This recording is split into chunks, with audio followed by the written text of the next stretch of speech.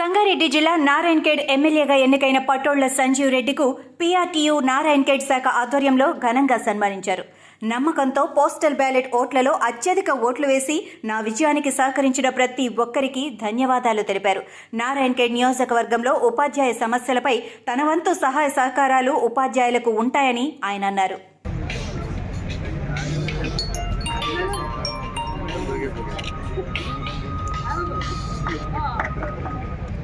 సంతోషకరం. అందుకు మా ఉద్యోగుల పక్షాన ప్రత్యేకంగా మీకు శుభాకాంక్షలు తెలియజేస్తా ఉన్నాం.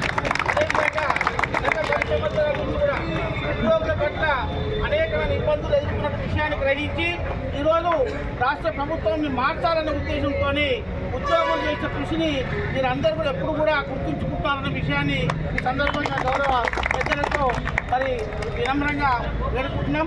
తప్పకుండా రాష్ట్ర ప్రభుత్వ కార్యక్రమాల పనులు మీ వెన్నంటి ఉండి నారాయణఖేడ్ ప్రాంత అభివృద్ధి కొరకు కానీ రాష్ట్రంలో ఉద్యోగుల యొక్క సూచన తప్పకుండా మీ సూచనలు పాటిస్తూ ముందడిపోతామన్న విషయాన్ని తెలియజేస్తా ఉన్నాం సార్.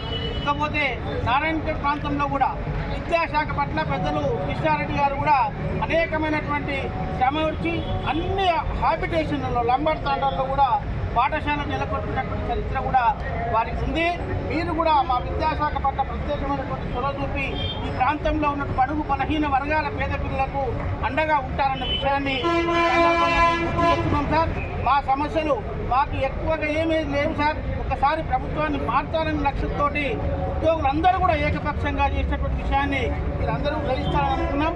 మాకు వచ్చేటువంటి డిమాండ్స్ ఏమైనా ఉంటే వాటి కోసం మాత్రమే అడుగుతాం తప్ప అత్యాశగా ఏట్లు కూడా ఉద్యోగులుగా అడగమన్న విషయాన్ని సందర్భంగా గుర్తు చేస్తూ ఆ రోజు నుంచి కూడా ఈ ప్రాంతంలో ఉన్నటువంటి ఉద్యోగులు ఎక్కువగా కృష్ణారెడ్డి అభిమానులుగా ఉన్న విషయాన్ని కూడా మీ అందరికీ కూడా సుస్పష్టమైన విషయాన్ని తెలియజేస్తా ఉన్నాం.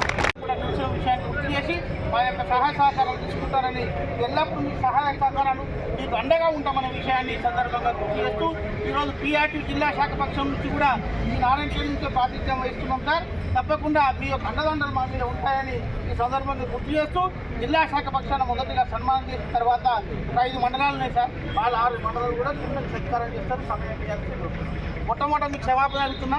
ఎందుకంటే మంత్రి గారు సంగారెడ్డికి వస్తున్నారు కాబట్టి కాస్త సాక్ష్యం తీసుకున్నాం సార్. ధన్యవాదాలు.